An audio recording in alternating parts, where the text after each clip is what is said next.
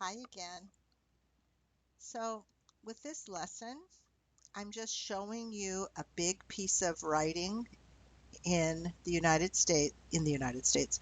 I'm showing you a piece of writing and how people in the United States organize their thinking and their writing. So by seeing the whole thing, it will help you to be a good writer as you move forward learning English. The first thing you have to do when you're writing something long is you tell me the topic in general and you make it sound interesting. So first I have to know the topic. Then in the topic, if there's any new concepts or new words, you have to explain them if you need to. So this goes for any time in your writing. If you have a new concept or new vocabulary, you have to define them. If you don't have any new words, don't define them. Then after I know the general topic, you tell me exactly what you're going to write about, and that's your writing focus. Then you have one point about your focus and you explain it. So that ends up being 2 to 5 sentences.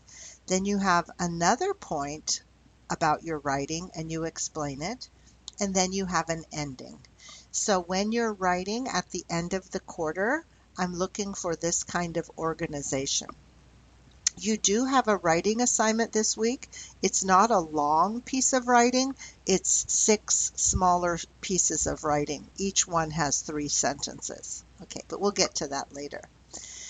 So this is still staying with religion in the US, and I have that chart again.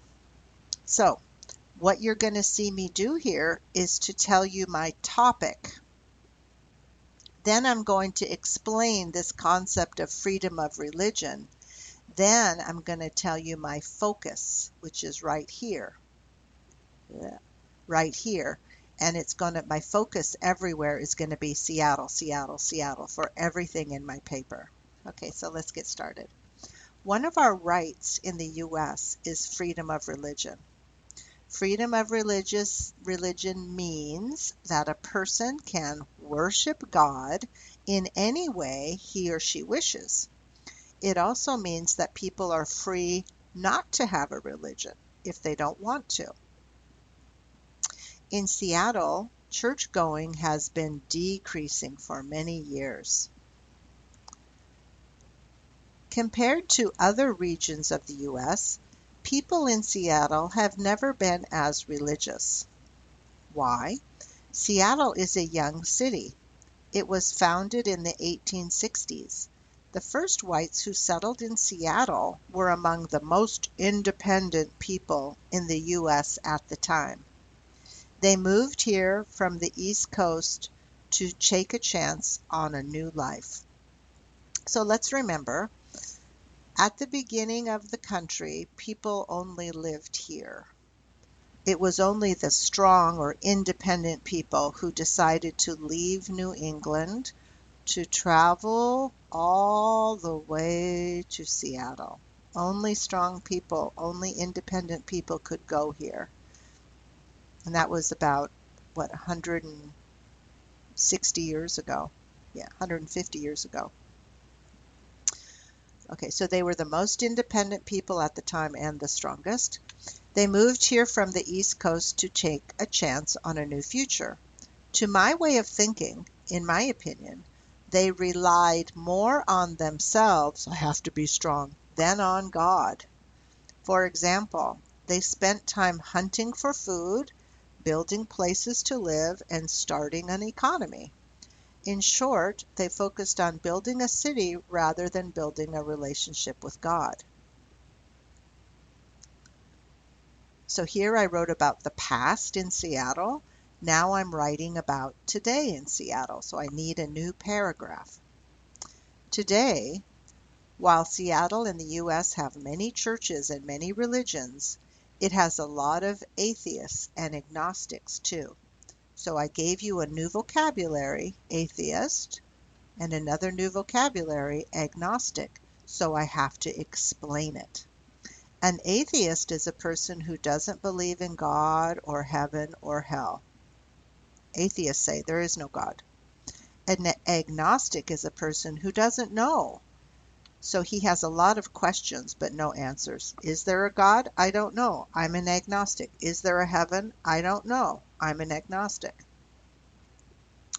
Then I have a picture of the world's least religious countries, and the light red and the dark red are the least religious countries. So we can say Canada, Sweden, China, Japan, Australia, France, Spain, and England.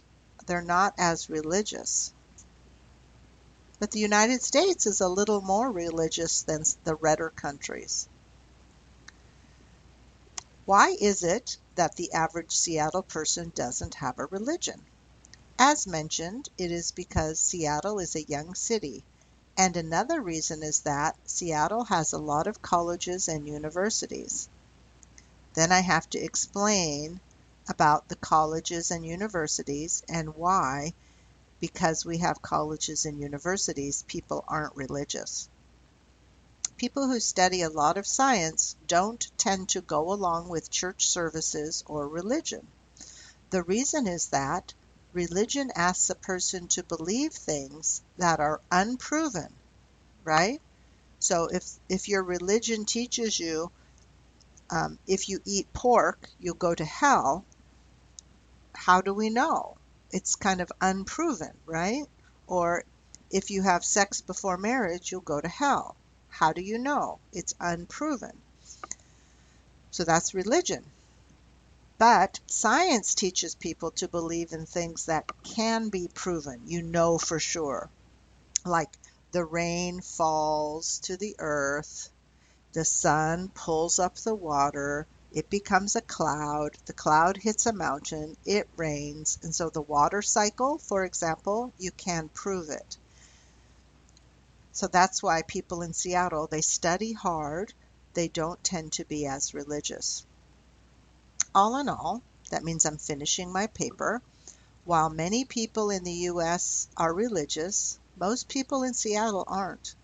People like me say that they are spiritual but not religious. And what that means, so again, I'm telling you what it means, is that they believe in God or some forces in the universe, but don't follow the Bible. I wonder what the future holds for America and the rest of the world, because if people aren't following a religion, how do they know how to behave? That's my ending. Okay, so you're not right now expected to write like this, but this is where you want to be going with your writing in terms of organization. Thank you for watching this. Bye.